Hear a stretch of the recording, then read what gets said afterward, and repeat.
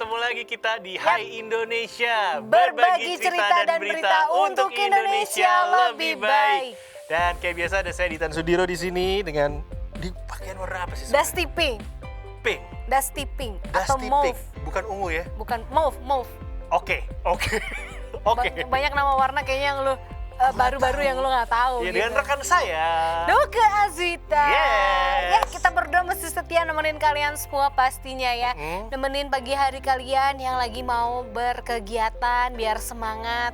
Mau entah itu kerja, sekolah, kuliah, apapun Pokoknya, itu. Whatever pokoknya deh. Apapun aktivitasnya lah lagi siap-siap pastikan jam segini kan. Iya, gitu. Ketemu kita lagi deh. Ya, kayak biasa sejam ke depan kita bakal nemenin kamu dengan informasi-informasi terupdate yang ada di Indonesia dan pastinya dengan tema utama kita, topik utama kita yang berkaitan dengan diri kita dan atau orang-orang sekitar iya, kita. Ini biasanya relate gitu. dengan kebanyakan orang Ini di relate Indonesia, banget. di seluruh dunia juga mungkin ada ya kan. Tapi memang tema besar kali ini pas aku dapat kiriman gitu, gue banget Lu gitu. banget ya. Kita lagi mau membahas mengenai sandwich generation. Ini Bukan makan sandwich, bukan? Baru gue mau jelasin. Iya, bukan. Ini bukan makan roti sandwich. Jadi kalau sebenarnya kan roti sandwich itu roti lapis, roti yang dijepit, isi roti, atasnya roti, bawahnya roti, tengahnya ada isinya sayur, daging gitu kan. Iya. Intinya dijepit gitu kan. Dijepit. Nah, sandwich generation tuh generasi terjepit. Atas, bawah, kita ada di tengah. Ini Jadi kita ya ini sebenarnya sandwich generation itu kalau di Indonesia nih agak kalau di luar negeri itu baru generasi sekarang yang merasakannya, setahu gue ya. Karena kalau di luar negeri itu mereka kan punya kebiasaan kalau orang tua sudah berumur maka dari pemerintah tuh punya tempat panti jompo sendiri. Biasanya kan gitu kalau di luar negeri. Nah, orang tua generasi sekarang tuh enggak masuk ke panti jompo. Orang tua generasi sekarang di luar negeri itu mereka malah lebih memilih untuk tinggal di rumahnya sendiri. kalau kita mungkin karena masih menganut budaya timur kali ya. Kita kan dari zaman orang tua kita udah sandwich generation. Iya, jadi maksudnya gini, ya Allah masa sih anak masih pada ada, anaknya sukses-sukses, orang tuanya di panti jompo. Iya. Mungkin kalau kita kan mikirnya lebih kayak ke selagi orang tua masih ada loh, Diurusin. gitu, diurusin. Dan ini gitu. udah terjadi bukan hanya di generasi kita sebenarnya, tapi dari orang Udah tua dari kita dulu memang. Cuman zaman gitu. dulu nggak ada namanya sandwich generation. Kita di Indonesia taunya guys tulang punggung keluarga. Tulang punggung Itu keluarga. maksudnya mungkin dari tadi banyak yang bingung kali apaan nih sandwich generation, apaan nih sandwich generation. Nah ternyata itu hanya slogan aja gitu. Sebenarnya kalau di Indonesia terkenalnya ini generasi tulang punggung keluarga. Ibaratnya kayak gitu. Oke, sekarang kita bakal ngebahas mengenai sandwich generation. So, apa itu sandwich generation? Sebenarnya istilah sandwich generation ini diperkenalkan pertama kali ini pada tahun 1981 oleh seorang profesor sekaligus direktur praktikum dari University of Kentucky, Lexington ya. Nah, di Amerika Serikat sana. Namanya adalah Dorothy A. Miller. Dia mengatakan bahwa generasi sandwich ini merupakan generasi orang dewasa yang harus menanggung hidup 3 generasi. Yaitu yang pertama generasi orang tuanya, kedua generasi diri sendiri, dan yang ketiga adalah generasi anaknya. Nah, kondisi tersebut dianalogikan atau digambarkan seperti roti sandwich, di mana ada sepotong daging yang dijepit atau terhimpit oleh 2 buah roti. Roti tersebut diibaratkan sebagai orang tua atau generasi atas dan juga generasi bawah atau anak. Sedangkan untuk isi utama sandwich berupa daging, sayur, mayones, dan juga saus yang terhimpit oleh roti tersebut diibaratkan sebagai diri kita sendiri. Yap, jadi sandwich generation ini banyak dijumpai pada negara berkembang seperti contohnya Indonesia ya guys, yang memang dikenal dengan nilai-nilai kekerabatannya. Jadi sandwich generation ini dialami oleh sebagian besar masyarakat di Indonesia karena berbagai faktor. Salah satu faktor utamanya adalah minimnya pengetahuan mengenai perencanaan keuangan serta produk investasi yang tepat untuk masa depan sesuai dengan kebutuhan. Selain itu, memang sudah menjadi tradisi juga dan hal yang biasa di Indonesia ketika seseorang membiayai keluarganya dan orang tuanya secara bersamaan. Kondisi ini terus berulang di masyarakat kita ya, dan seolah memang udah menjadi hal yang nggak bisa putus-putus Ya, gitu. betul banget. Dan ini emang udah saatnya sih orang tua mengubah pemikiran bahwa sebenarnya anak tuh bukan celengan, anak tuh bukan investasi yang nanti celengannya dipecahin Buat gitu masa kan. depan gitu. Ibaratnya gitu, sebenarnya nggak kayak gitu. Jadi sebenarnya anak-anak tuh nggak berkewajiban untuk menanggung biaya hidup orang tua di masa depan. Selain itu, orang tua juga tidak bisa mengharapkan imbal hasil atas seluruh biaya dan kewajiban yang udah mereka keluarkan untuk anak-anak. Biarin deh anak-anak nanti kelak meraih kesuksesan mereka di masa mendatang sekaligus hidup bahagia dengan keluarga mereka nantinya. Harapannya kayak gitu. Iya, nah tapi rantai sandwich generation ini harus diputus sekarang dengan kesadaran masyarakat yang nantinya harus melek keuangan dan belajar lebih banyak nih tentang perencanaan keuangan yang tepat sedini mungkin. Orang tua ini harus memberikan edukasi keuangan kepada sang buah hati sejak dini ya. Karena misalnya nih mengajarkan anak kalian untuk menabung, investasi, tapi investasinya yang benar ya gitu. Asuransi, ini lagi-lagi juga asuransi kita harus cermat memilihnya, dan juga perencanaan keuangan. Tujuannya kenapa? Karena agar mereka ini familiar gitu loh dengan topik keuangan, sekaligus memahami bagaimana sih caranya mengelola keuangan yang tepat serta mengimplementasikannya dalam kehidupan sehari-hari sejak usia dini. Ya, ini kalau kita ngomongin yang tadi disebut, banyak orang tuh yang menginvestasikan anaknya, ini bener. Pasti lu pernah denger kan cerita di mana si anak pengen lanjut sekolah tapi udahlah nggak usah sekolah, nggak usah kuliah, langsung kerja aja. Kasian ya. Jadi itu udah jarang sih, tapi masih ada. Jadi Dan terbatas ruang lingkup betul. Ini mereka. Satu lagi tuh ngomongin tentang sandwich generation, nggak cuman ke, kan tadi kalau omongannya tuh ke orang tua dan ke anak. Ada juga loh sandwich generation yang ternyata dia harus ngurusin sekolah adiknya. Belum langsung ke anak, dia udah harus ngurusin sekolah. Senyum-senyum, kenapa? Enggak, biasanya itu terjadi kalau anak pertama, anak sulung ya. Pundaknya harus kuat ya guys, gitu Ibaratnya, kan, gitu. Itu ibaratnya kayak gitu. Gue kan adik kakak berenam, tapi alhamdulillah tuh kita nggak satu Nggak sama ada. lain adik kakak tuh gengsi gila. Nggak, gengsi kita nggak mau ngerepotin kakak sama adik. Untungnya sih kayak gitu, kita bisa kayak gitu. Ya. Tapi kan ada juga mungkin beberapa keluarga yang kurang beruntung, ya kan? Bener. Di mana anak pertama mungkin dia udah kerja, sedangkan adik-adiknya belum selesai sekolah, dan orang tuanya keuangannya juga mungkin menengah ke bawah. Ya, ibaratnya Gitu. kayak gitu. Kadang-kadang ya harus jadinya saling membantu menopang orang tua. Gak apa-apa guys, jadi sandwich generation ya kan. Sandwich kan enak tuh. Iya, kalau dimakan sabar-sabar pokoknya ya guys ya. Aku cuma bisa bilang itu. Jadi sebenarnya tema kita hari ini adalah selain membahas mengenai sandwich generation, kita juga akan berbicara dengan pelaku sandwich generation, yaitu Nuke Aswita. Jangan diketawain. Jangan diketawain. Nggak boleh. Semua orang hidup punya garisnya masing-masing. Gak ada yang mau minta jadi gue juga. Gue nggak. Oke. Kalau boleh minta, gue nggak mau ada kondisi gue sekarang. Tapi kuat ya. Ya, kalau gue nggak kuat, gue nggak ada di Nggak sini. dikuat-kuatin ya. Kuat-kuat. Kuat-kuatin pokoknya. Oke. Tetap stay tune di Hai Indonesia. Pastinya berbagi cerita dan berita untuk Indonesia lebih baik. Kita Yap. bakal baik lagi setelah satu ini.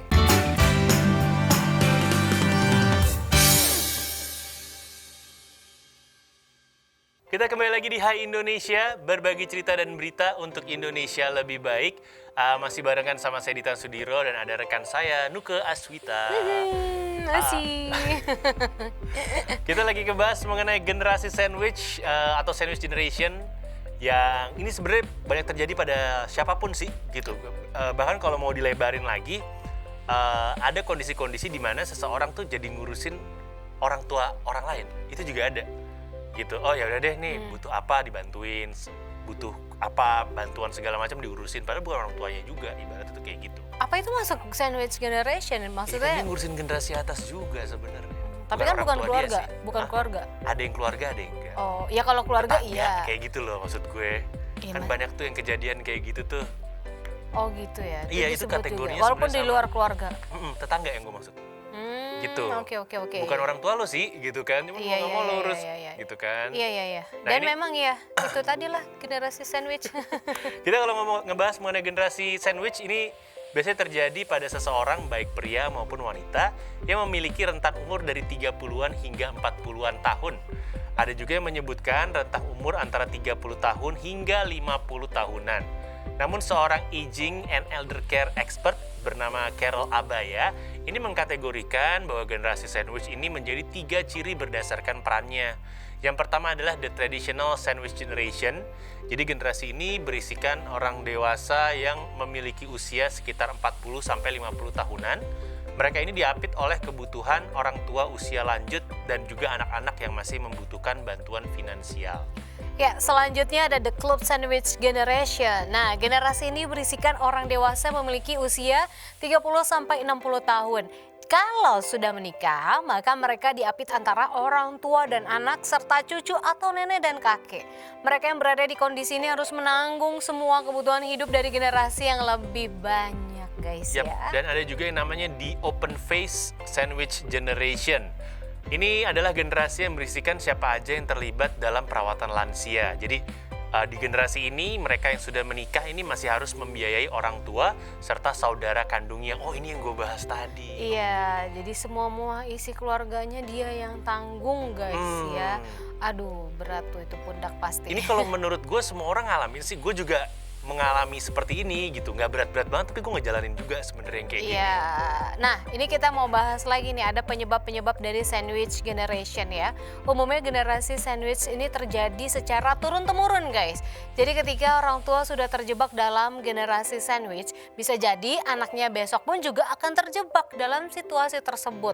Hal ini sering juga disebut sebagai siklus lingkaran generasi sandwich. Yes, salah satu contohnya ini biasanya masa muda dan yang masih produktif dari seseorang yang harus membiayai dua generasi sekaligus. Ini biasanya membuat mereka sering lupa dan jadi kesusahan untuk menyiapkan dana untuk masa tua mereka sendiri. Oleh karena itu, mau nggak mau ini akan berdampak pada kebutuhan masa tuanya nanti yang harus ditanggung oleh anaknya sendiri. Dan jadinya situasinya kayak berulang terus-menerus gitu loh. Di generasi selanjutnya kayak gitu lagi. Yap, kalau di satu sisi generasi sandwich ini juga sudah terjadi karena kurang siapnya seseorang dalam mempersiapkan masa depannya. Mempersiapkan dalam hal ini termasuk mengatur keuangan, terus pengeluaran dan pemasukan untuk masa depan ya guys. Minimnya pengetahuan terkait asuransi kesehatan, terus jaminan hari tua atau investasi untuk passive income, ini juga menjadi faktor penyebab generasi sandwich gitu. Iya, bener banget. Kita akan membahas lagi mengenai dampak menjadi sandwich generation. Ini gue agak deg-degan nih bacanya nih, gue ngomongin diri sendiri juga soalnya. Kayak kita ngaca gitu. Yang ini gue agak ngomongin diri sendiri. Oke, generasi sandwich tentunya memiliki dampak bagi mereka yang merasakannya. Nah, ini kita akan membahas dampak yang ditimbulkan dari generasi sandwich. Yaitu yang pertama, bener banget tingkat stres yang lebih tinggi. Jadi mereka yang berada pada generasi sandwich ini biasanya mengalami depresi atau stres yang lebih tinggi. Hal itu terjadi karena mereka dituntut untuk menyeimbangkan peran dalam perawatan anak dan juga orang tua mereka. Bingung kan tuh ngurusin anak dan orang tua gitu kan. Jadi mereka pikir bukan hanya diri mereka sendiri aja, tetapi juga orang-orang di sekitarnya termasuk orang tua mereka. Ya betul banget. Terus selanjutnya ada burnout, kelelahan fisik dan Lelah guys, lelah hayati. gak hanya fisik guys, mental ini lebih penting ya. Ya karena untuk mencukupi kebutuhan sehari-hari diri sendiri, orang tua beserta anak-anaknya yang membutuhkan ekstra kerja keras ya pastinya dari generasi sandwich. Nah kerja yang ekstra ini yang menyebabkan akhirnya fisik kita kelelahan karena dipaksa untuk terus bekerja tanpa melihat waktu. Jam istirahat dan tidur berkurang karena harus mendapatkan penghasilan tambahan. Fisik yang dipaksa terus kerja setiap hari akan merasa capek pastinya ya. Dan jangan salah, mental juga akan lelah dan tidak memiliki waktu untuk bersosialisasi serta untuk bersantai karena waktunya habis hanya untuk bekerja. Hal ini juga menjadikan kita akhirnya sulit untuk meluapkan emosi atau sekedar refreshing menghilangkan penat. Iya, Gue banget kayaknya. ngomongin diri sendiri. Jadi malu saya. Nah ini dan biasanya efek dari itu juga ada yang namanya perasaan bersalah atau ngerasa nggak puas. Jadi ini meskipun kita udah bekerja keras gitu kan, akan tetapi perasaan bersalah dan nggak puas ini bisa dirasakan. Perasaan ini muncul karena kebutuhan orang tua dan anak-anaknya ini nggak terpenuhi secara maksimal. Tetap kurang gitu guys. Sedangkan segala tanggungan merupakan tanggung jawab kita yang ada di tengah. Apabila perasaan bersalah ini dibiarkan, maka ini akan berbahaya banget dan bisa mengganggu kesehatan mental. Mereka yang merasakannya akan dengan mudah menyalahkan diri sendiri dan juga belum bisa menghargai apa yang sudah dikerjakan sendiri. Perasaan bersalah ini juga menumbuhkan rasa pada seseorang yang mudah insecure dan sulit dalam hal mencintai diri atau bersyukur pada diri sendiri. Ya, terus dampak selanjutnya ini mudah merasa khawatir. Lagi-lagi kayak ngaca gue bacain naskah ini ya. Generasi sandwich juga akan merasa khawatir secara terus-menerus. Kekhawatiran ini akan masa depan dirinya sendiri, terus orang tua dan juga anak-anaknya. Mereka biasanya khawatir akan hasil kerja keras yang sudah diberikan ini belum cukup untuk membiayai kesehatan orang tua, atau nantinya akan khawatir akan pendidikan yang mau diberikan kepada anak-anaknya ini ngerasa belum maksimal karena memang keterbatasan biaya. Nah, generasi sandwich juga sering mengalami kekhawatiran sampai menyebabkan kecemasan yang berlebihan. Kecemasan ini apabila diabaikan maka akan memuncak dan mengakibatkan depresi. Perasaan ini dapat dikurangi dengan membagi beban kepada orang lain. Anda bisa bercerita dengan orang yang dipercaya untuk bisa meluapkan sedikit ya pikiran yang mungkin udah cukup penat mengganggu kalian gitu kan. Dan yang pastinya terus untuk berpikir positif setiap hari. Ya, bener banget, pikir positif. Kita. Keep trying. Yes, tetap keep mencoba. trying ya. Ini sedikit cerita aja, gue masih ngerasa beruntung sih. Jadi gue masih ngerasa gini, kalau ngomongin sandwich generation, gue generasi di atas ada dua kan, gue ada mertua, ada keluarga juga. Nah, gue masih merasa beruntung banyak kakak yang ngebantu gue, gitu.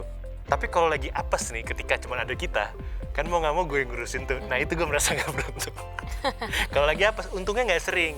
Oke. Gitu, untungnya nggak sering, tapi itu dia. Jadi sebenarnya ada beberapa kategori sandwich generation. Selain ngurusin generasi orang tua kita, kadang juga ada, terutama buat yang mohon maaf buat yang cowok kayak gue, kadang juga ada tanggung jawab untuk mengurus yang mertua. Iya. Gitu, mau nggak mau lu. Ya namanya lu udah nikah kan band Abis. tuh. Maksudnya ya orang tua bini lu, orang tua lu Iya, juga. mau nggak mau, Begitu masa- sebaliknya kan. Masa gue tolak ya bener aja, nggak bisa, nggak boleh. Bisa, itu kan orang tua lu juga hitungannya. Iya, gitu. tapi perasaan-perasaan tadi kita bahas tadi yang kayak jadi insecure, ngerasa Itu pasti, bersalah, gue iya. pernah melewati. ngerasa khawatir karena gimana nih ke depannya, Iya, cukup nggak ya gitu. Dan yang sedihnya adalah kita sampai ngelupain diri kita loh, kita Iya. mikirin yang lain Kadang-kadang terus. suka gini, iya ya, oh iya ya, Iya. gue belum ini nih, gue kayak mau me time aja susah gitu. Ibaratnya kayak gitu. Gitu, mau kemana, mau liburan, bingung. Dia ya ngomongin kan? liburan lagi. Oke, kita bakal balik lagi habis yang satu ini masih membahas mengenai sandwich generation. Yap. Jadi jangan kemana-mana, tetap di Hai Indonesia. Berbagi cerita dan berita untuk Indonesia lebih baik.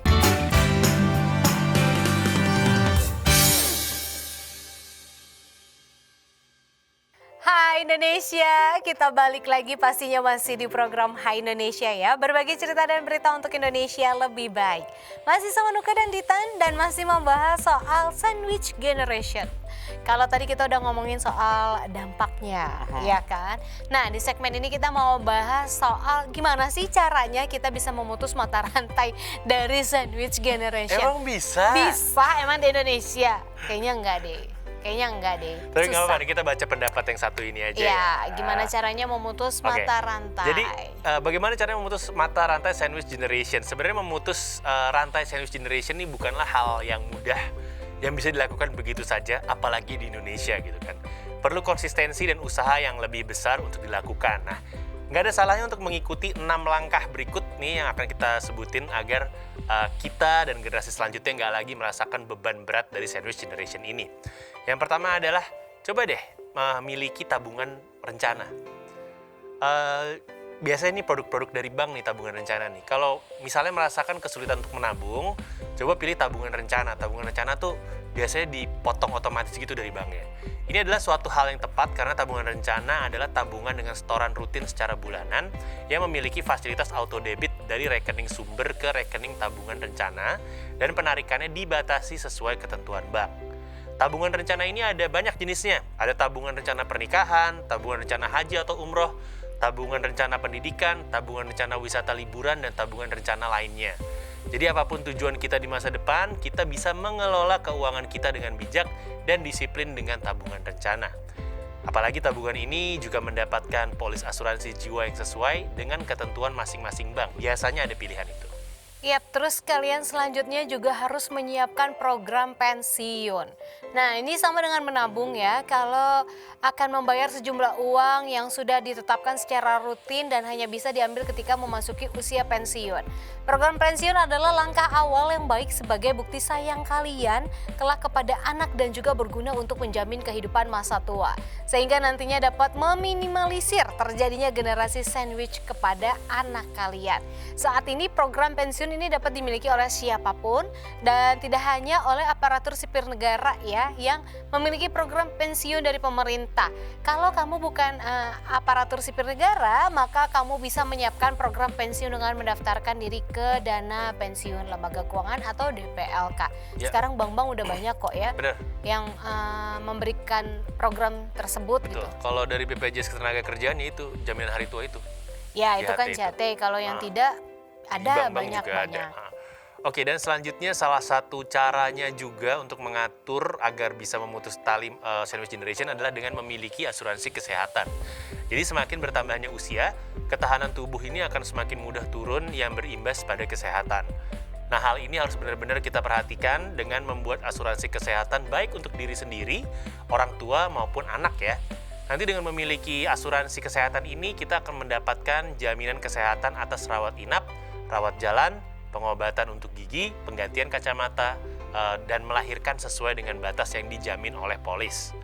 Kita juga bisa memilih untuk memiliki asuransi kesehatan dari pemerintah, kayak BPJS Kesehatan atau dari swasta. Itu semua bisa dipilih perusahaan asuransi swasta yang telah terdaftar dan diawasi oleh OJK. Jangan lupa tuh.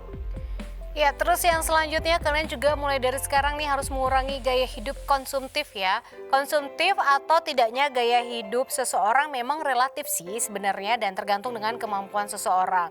Tapi nggak ada salahnya kalau kita mengurangi gaya hidup konsumtif yang dirasa udah nggak perlu lagi. Jadi langkah pertama sebelum menguranginya kalian juga harus menentukan nih prioritas dan membedakan antara kebutuhan mana yang juga keinginan aja. Iya, itu dia susah. Kadang-kadang kita nggak bisa membedakan. Susah, Besti. Mana yang kita butuh dan mana yang kita Iya. ingin.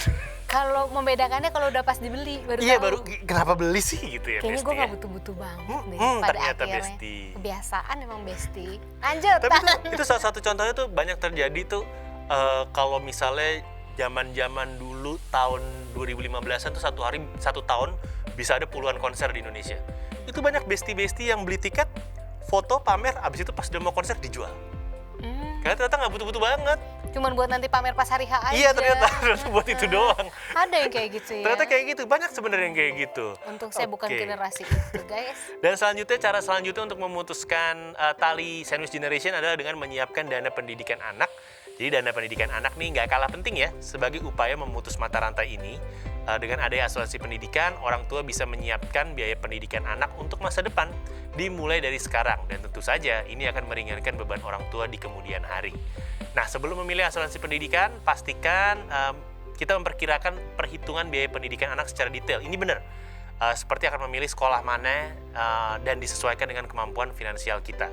Pilihlah perusahaan asuransi yang telah terdaftar dan diawasi oleh OJK juga. Dan satu catatan dari saya, jadi kalau misalnya mau ngitung untuk biaya pendidikan, itu biasanya per berapa tahun biaya sekolah anak tuh naik. Jadi kita harus hitungnya jangan cuman harga tahun ini, enggak. Kita harus bikin simulasi juga kalau tahun depan naik sekian persen, 2 tahun lagi naik sekian persen gitu. Sehingga ketemu dengan nilai yang kita pengen. Jangan sampai kita hanya menghitung kebutuhan pendidikan anak dengan biaya tahun ini. Kita nabung 5 tahun, ntar pas keluar nggak sama dengan. Iya, iya. Nggak cocok dengan kenaikan harga yang udah ada. Iya, betul. Dan selanjutnya kalian juga perlu nih untuk mengajarkan anak kalian untuk menabung dan belajar mandiri secara finansial. Perilaku gemar menabung ini harus diajarkan sedini mungkin oleh siapapun ya. Begitu pula jika kalau kalian memiliki anak. Jadi segera deh tuh untuk mengajarkan anak-anak kalian nih tentang belajar menabung. Jadi bisa membedakan mana yang kebutuhan dan keinginan hingga akhirnya bisa memotivasi untuk membeli kebutuhan mereka dari uang hasil menabung mereka. Hal ini efektif banget untuk membuat anak menjadi semangat menabung ya guys. Nah, selain menabung di celengan, kenalkan juga anak untuk membuka tabungan di bank yang kini terdapat program khusus anak yaitu simpanan pelajar atau SIMPEL untuk pelajar SD hingga SMA dan simpanan mahasiswa dan juga pemuda atau SIMUDA. Ya, ini untuk usia rentan dari 18 sampai 30 tahun gitu. Ya, bener banget. Dulu gue waktu kecil juga tuh ada nabung, jadi lu Gua bisa gitu. nabung di 500 rupiah. Dulu gue misalkan uang jajan tuh 10.000. Ah. Gue nggak pernah disuruh nabung sih, cuman kayak kepengenan diri sendiri gitu. Pasti yang gue pakai hanya 5.000. Setiap hari 5.000 itu gue sisihkan. Tunggu. Nanti gue bisa beli apa. Nyokap tuh sampai bingung, kamu beli itu dari mana? Uang aku. Tunggu. Lo per hari dulu berapa biaya itu lo jajan? 10.000 aja. Zaman SMA itu 10.000. Karena nyokap tuh selalu berpegang iya. gini. Lu nggak gue biasain untuk jajanan Iya. pinggiran gitu ya. Jadi gue setiap sekolah tuh pasti selalu bawain makanan yang higienis gitulah. Gue pikir susu, SD lu apa. 10.000, kaget gue. Ya enggak lah, gila kali lu. Bisa buat berapa hari? Ya enggak lah, gila. Dulu ya uang jajan gue paling inget SD itu 1.500. Ya kalau SD dulu gue gope.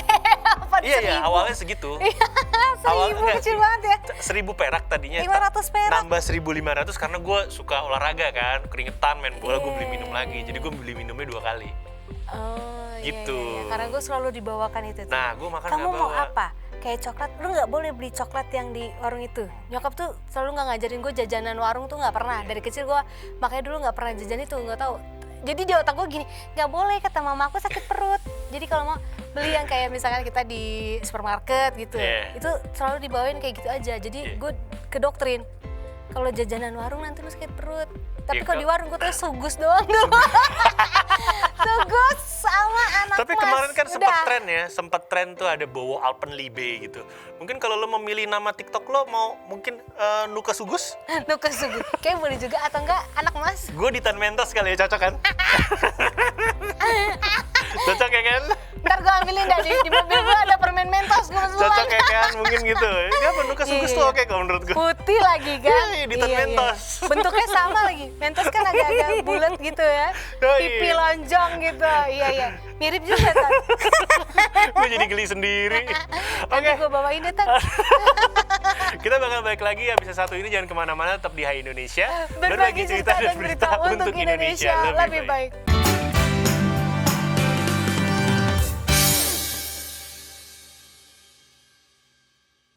Hai Indonesia, kita balik lagi. Yes, welcome back to the show. It's Hai Indonesia, berbagi cerita dan berita untuk Untuk Indonesia Indonesia lebih baik. Dan tarik nafas dulu yuk. Karena habis ngomongin diri sendiri Iya, gitu Sandwich kayak. Generation. Tadi dulu guys, siapa tahu nih beban-beban hilang dulu. Narik nafas lagi sekali lagi. 1, 2, 3. Ini Buangnya pelan-pelan aja, nggak usah Sandwich kenceng-kenceng. Generation tuh yang tadi gue bilang gitu. Kita tuh pasti ngalamin, kita pasti menghadapi itu gitu. Meskipun mungkin kayak gue beruntung, gue tidak setiap bulan harus menghadapinya, cuman gue sekali ngadepin bisa 2 gitu kan. Ya gue tiap bulan menghadapi. Iya, ibaratnya kayak gitu. Tahu gue tahu kok. Ibaratnya kan kayak gitu.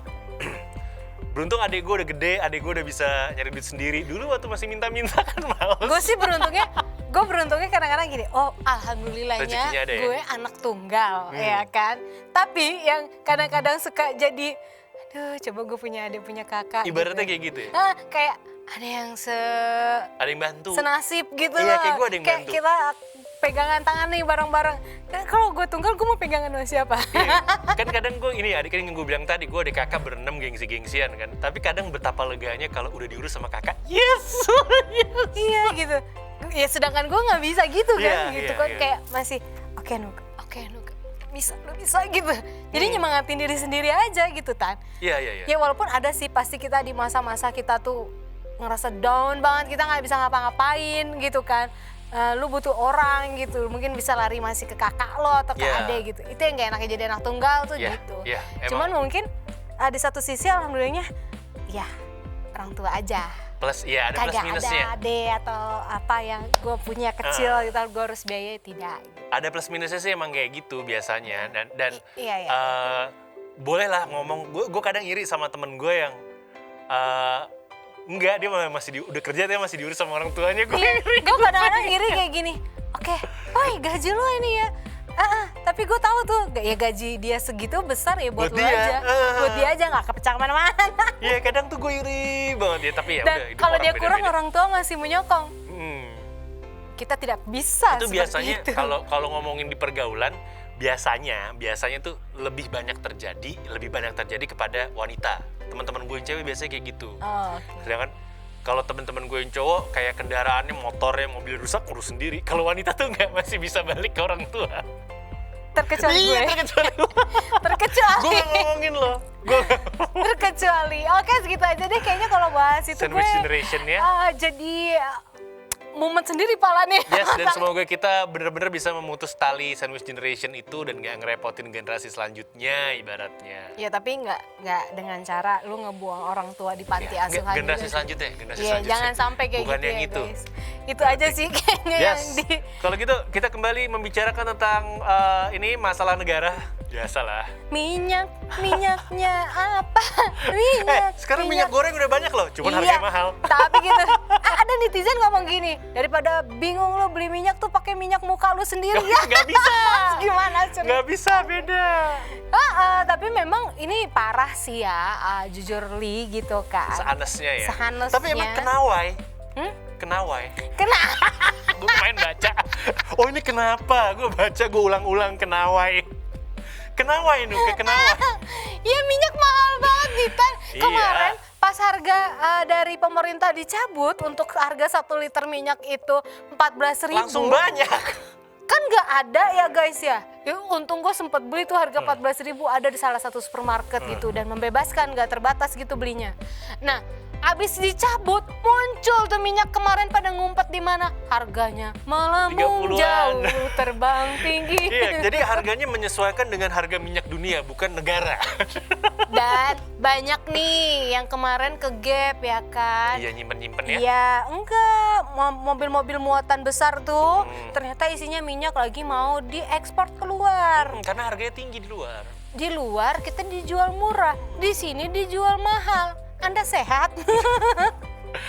Oke, Makanya nyokap gue bilang gini, udah yang di supermarket jangan kita beli dulu 2 minggu, liatin aja, ntar juga dia pada ntar ini harganya sendiri. balik, harganya akan balik. 50.000 guys, buset. Gue bilang, Ntar minyak bakal 2 liter 50.000. Ya kan, ini ngadi-ngadi nih. Oke, kita bakal membahas mengenai hati-hati nih guys, karena lagi rawan minyak goreng palsu.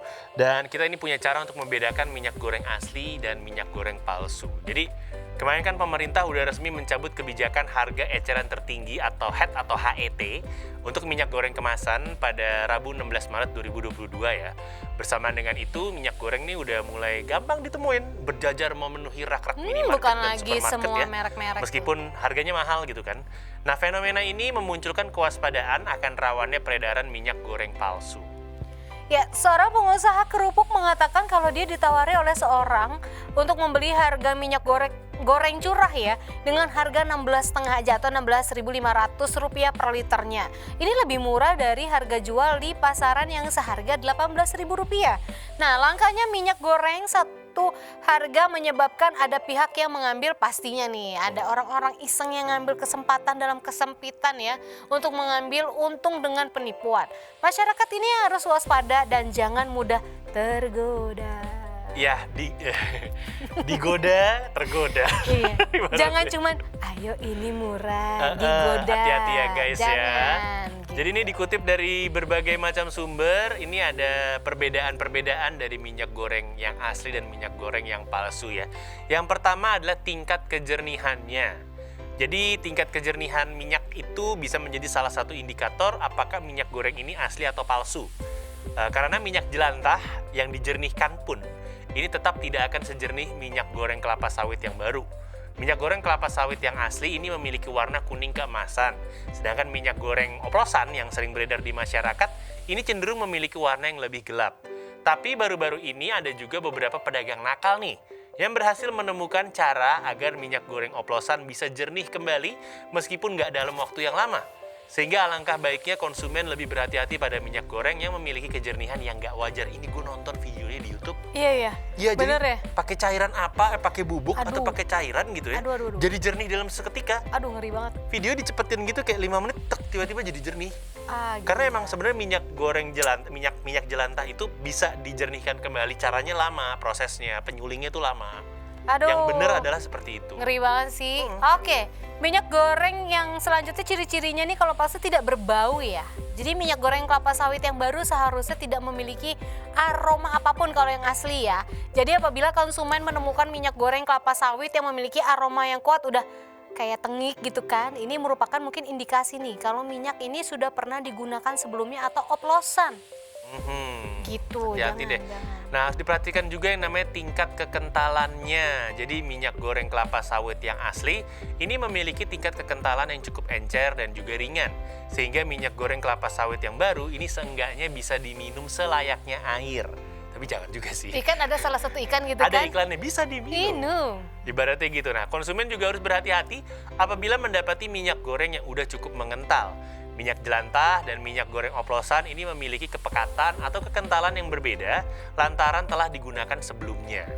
Ya, terus selanjutnya tanpa merek ya, atau nggak ada brandnya nih. Ada atau tidak adanya merek pun pada kemasan minyak goreng menjadi faktor penting yang dapat menyelamatkan konsumen dari minyak goreng palsu. Sebab minyak goreng yang dikemas dengan merek biasanya mencantumkan komposisi pada kemasan.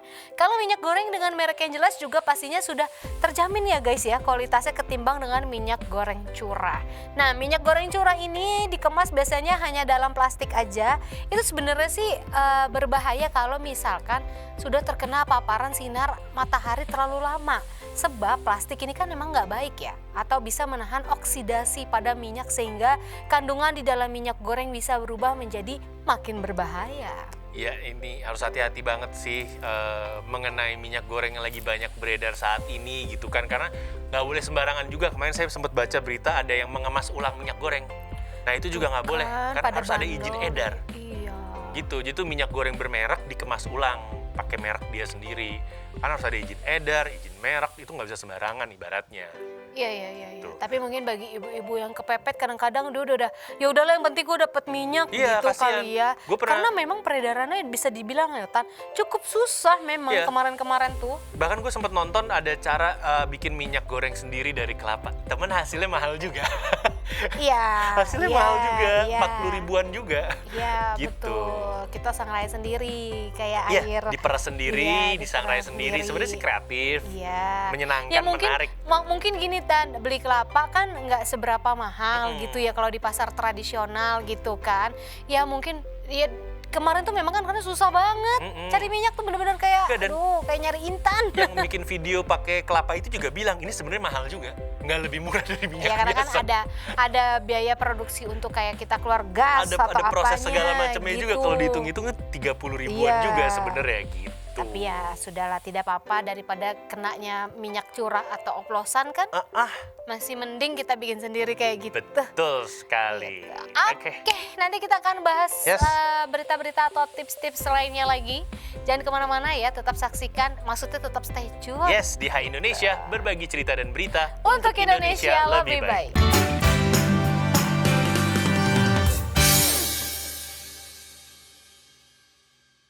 Hai Indonesia, kita balik lagi ya, Yes. masih di Hai Indonesia, berbagi cerita dan berita untuk Indonesia lebih baik. Ih, masih sama kita berdua. Nggak terasa kita udah di segmen terakhir. Dan biasa kita mau ngasih tips-tips atau trik-trik aja buat kalian. Kalau tadi kan kita udah capek ya berbusa ngomongin soal minyak goreng yang banyak oplosan ya kan, dari capek. minyak jelantah. Aduh, ngeri-ngeri banget deh. Udah deh guys, kalau sekaliannya kalian mau beli, benar-benar yang udah ada mereknya aja Yang deh, aman. yang aman gitu ya, walaupun memang mahal. Kalau enggak pakai ini margarin. Oh iya, kemarin salah satu solusi dari teman kantor gue adalah dia beli margarin. Kan yang kayak gue bilang waktu itu kan. Lu juga pernah bahas ya? Kan Udah kita lah, udah bahas beli tuh margarin episode aja lah. kapan. Tips nih, margarin aja gitu. Ya, lebih banyak garam sih, cuman Iya. yang penting bisa. Daripada mau bikin bakwan direbus kan. Iya. Nggak gitu mungkin kan. juga. Nggak bisa bawaan direbus masalahnya ya. Oke, kita mau bakal bahas apa? membahas mengenai trik hemat belanja di swalayan yang menurut Nuke bisa atau tidak? Tergantung niat. Tergantung niat guys. Kadang kita udah bikin list nih dari rumah ya kan. Mau apa aja yang udah habis apa. Tapi kalau masuk swalayan kan gitu. Nambah ini apa? Ini coklat enak. Ini belum nyoba Iya gitu ya. gitu Tan. Oke, trik hemat belanja di swalayan kalau dari gue nomor 1 adalah istri gue jangan bawa gue. Gue nambah, gue bisa lebih. Oh, malah lu ininya ya toksik. Malah gua yang Lu toksik gitu. ya. Oke. Kayak beli mie instan dari luar negeri aja sekalian. Oh, gue mah enggak Gua cinta gitu. produk Indonesia gue. Iya enggak, maksud gue, ya gue orangnya gitu. Jadi beli aja sekalian, atau enggak misalnya beli snack. Misalnya bini gue beli snacknya cuma 3, bisa 6 kalau ada gue. Ya iyalah. Bisa nambah nggak? Gue milih-milih juga gitu. Iyalah pasti. Trik nomor 1 adalah jangan bawa suami yang kayak saya. Ya karena gimana?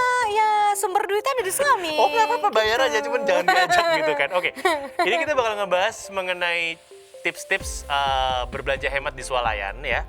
Emang kalau kita ngomongin mengenai belanja di swalayan nih, belanja di swalayan tuh pengalaman yang menyenangkan karena emang di set seperti itu.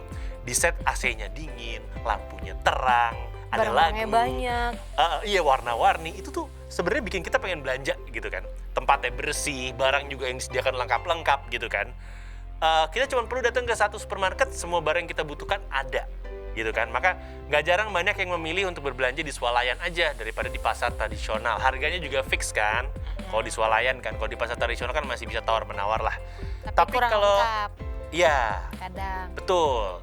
Nah tapi kalau kita nggak berhati-hati, belanja nih bisa lebih boros karena kayak yang Nuka bilang tadi ya, jadi tergoda membeli barang-barang yang Ingin. sebenarnya cuman kita nggak butuh, cuman kita inginkan Iya. gitu. Iya. Ketawa dia. Nah, berikut nih kita punya 7 trik belanja hemat di swalayan buat kalian ya guys ya. Yang pertama, periksa dulu kebutuhan yang udah habis. Biasanya di list tuh kalau perempuan Iya, bikin pasti list. gitu.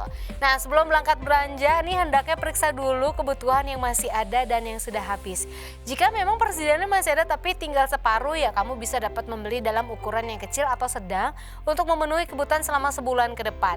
Jangan membeli dalam ukuran besar agar pemakaianmu juga tidak boros. Kalau perempuan mikirnya gini, nggak apa-apa sekalian kan nanti Iya. bisa panjang. Paham gua. Nanti Iya. kan kalau habis bisa kepake nanti Iya. kan bisa kepake lagi. Kalau perempuan kan gitu mikir, biarin aja banyak nanti kan lebih lama habisnya. Iya, mikirnya gitu, nggak ada boros itu. Iya. Kalau bagi perempuan. Ya, nah ini juga yang suka saya, ini gua jadi ke istri gua nih bikin daftar. Karena kalau dia bukan berbelanja kebanyakan, tapi dia kelupaan.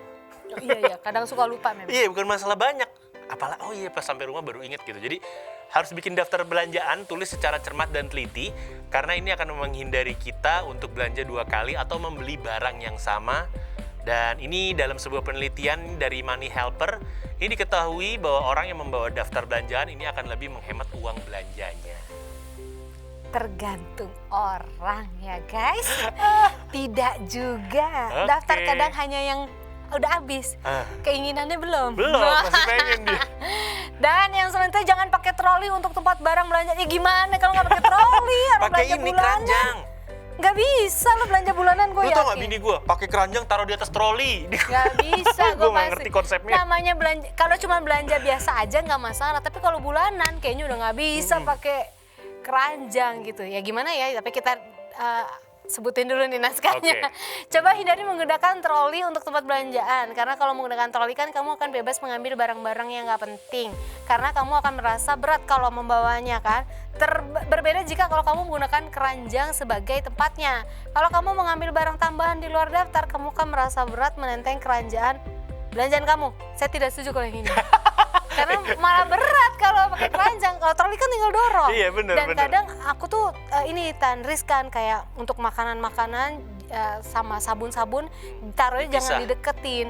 Iya, biar Takut nggak baunya hancur dan segala nanti macam. kayak kita kan beli ayam potong atau daging atau apa, terus jangan dideketin dengan ditumpuk sama kayak sabun atau yang berwangi-wangi kayak gitu. Rusak ya. Nanti bisa merusak makanan. Makanya kenapa ya lu mau belanja sedikit gue tetap pakai troli karena biar ada jeda itu tadi. Iya. Nggak boleh pewangi-pewangi Biar kayak nggak gitu rusak pokoknya produknya. tidak merusak makanan gitu. Oke, dan yang pasti jangan pernah malas untuk membandingkan harga. Ini kayak ibu-ibu jago nih.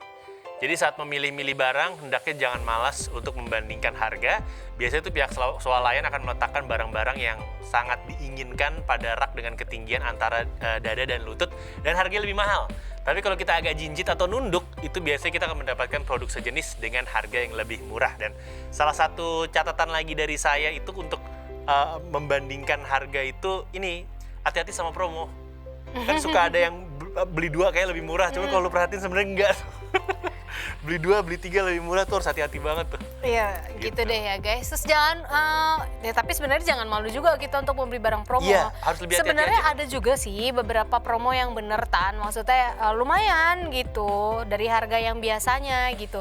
Nah jadi untuk menawarkan produk baru biasanya diadakan promo dan sering diadakan di swalayan. Harganya juga biasanya jauh lebih murah ya guys. Jadi kalau kamu menjumpai promo produk baru beli aja. Karena kalau kamu memang butuh produk tersebut sehingga kamu nih bisa ibarat kata lebih irit lah ya dalam pengeluaran. Jadi nggak usah malu nih membeli produk-produk baru yang dipromosikan di swalayan. Ya ini kalau ngomongin tentang promosi, saya tuh kalau belanja tuh di swalayan yang ternyata dari Korea, gue baru tahu yang inisialnya L. Itu, nah itu dia ada 3 lantai biasanya. Itu lu harus dengerin tuh. Biasanya nanti tiba-tiba ada kayak di pojok busana gitu pakai mikrofon bapak-bapak atau ibu-ibu. Serius, promo, dan itu promonya murah. Iya. Promo daging itu lo dengerin banget, itu jadi lebih murahnya lumayan. Iya. Gitu, itu kalau kita ngomongin tentang promosi ya. Dan selanjutnya adalah salah satu tipsnya lagi kan, Ini nggak bisa. membawa uang pas loh. Belanja lu bawa uang pas kalau Susah kekurangan bos dipelototin nggak gue sama bini gue. Nggak bisa guys. Malah kalau belanja kalian harus bawa uang. Kalau menurut aku prepare uang inian, uang saku lebih. Iya pakai kartu plastik itu. Iya. Kartu debit atau Enggak, kartu kalaupun kredit itu. memang kalian suka cash gitu ya. Oke, gue punya budget misalkan 500.000, tapi tetap lo harus bawa 300.000 Tambahan di ya? tambahan. Oke, Itu karena uang emang perlu unpredictable. diingat, ini perlu diingat kita nggak perlu membawa uang berlebihan juga guys, karena kita bisa memperkirakan sebenarnya berapa uang yang akan habis untuk keperluan tersebut. Hal ini sangat penting karena jika membawa uang berlebih, ini akan menggoda kita untuk belanja berlebih-lebihan. Dan barang yang dibeli kadang nih nggak memberi manfaat yang banyak juga, jadinya mubazir dan juga boros guys. Kita ngasih tahu kayak kita paling Bener. Tapi gue gitu loh, gue pernah jadi gue pernah tapi emang waktu itu penghasilan lagi belum pasti gitu, jadi ngasihnya gue memaksakan istri gue dengan uang tunai cash yang pasti, akhirnya belanja 2 kali. Karena nggak cukup. Berapa minggu kemudian yang mau nggak mau berangkat lagi. Iya. Bener lo Karena bilang? habis. Iya. Sebenarnya susah Gitu. kalau dibatasin. Iya kayak gitu, susah. Kayak tadi misalkan di rumah tinggal setengah, kalau gue sih prepare lebih baik gue beli yang besar.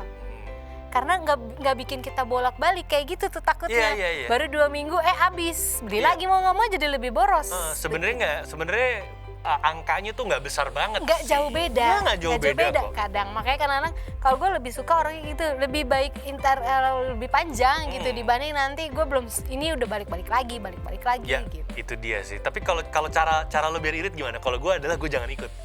Ya nggak mungkin gue nggak ikut. Kalau lo Ya gimana? gue yang Biar lebih belanja irit. gimana? Nggak mungkin nggak ikut. Nggak, gue tahu batas sih. Gue tahu maksudnya Asik. gini. Wah bulan ini apa yang udah habis, apa yang belum. Kalaupun ada keinginan ya harus bisa ngerem lah keinginan yang kayak gimana. Dulu kalau cuman kayak snack gitu-gitu kan nggak terlalu. Kalau batas belanja tahu ya, kalau batas perasaan Nggak tahu deh tuh gue. panjang ya, perasaannya terbuka banget ya. Bukan, malah masih ketutup sebenarnya. Udah daripada kita ngomongin perasaan jadi baper ya guys ya. Kita udahin dulu episode kali ini, nggak terasa udah Ini 1 segmen jam 5. aja. Iya. Oh, oke.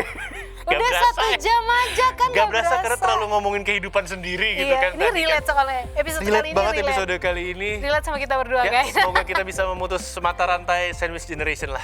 Ya, yang penting tapi tetap hormatin orang tua. Kalau memang kalian masih harus menghidupi mereka gitu kan. Betul guys, dan jangan lupa juga yang penting kita masih harus perketat protokol kesehatan kita, dari mulai mencuci tangan, menggunakan masker, Menggunakan masker dulu. menggunakan masker, mencuci tangan, menjaga jarak, mengurangi mobilitas, menjauhi kerumunan, dan membatasi makan bersama. Kalau mau hidup bersama, jangan buffalo gathering, pokoknya disahkan dulu. Buffalo gathering is not good for you guys. Kalau gitu kita pamit undur diri, dan Sudiro pamit undur diri. Luka Zita beserta tim yang bertugas hari ini juga pamit undur diri. Kita ketemu di next episode dari Hai Indonesia. Berbagi cerita dan berita untuk Indonesia lebih baik hanya di Mata Milenial Indonesia TV. Matanya Indonesia. Bye-bye. Bye. Yeay, bestie.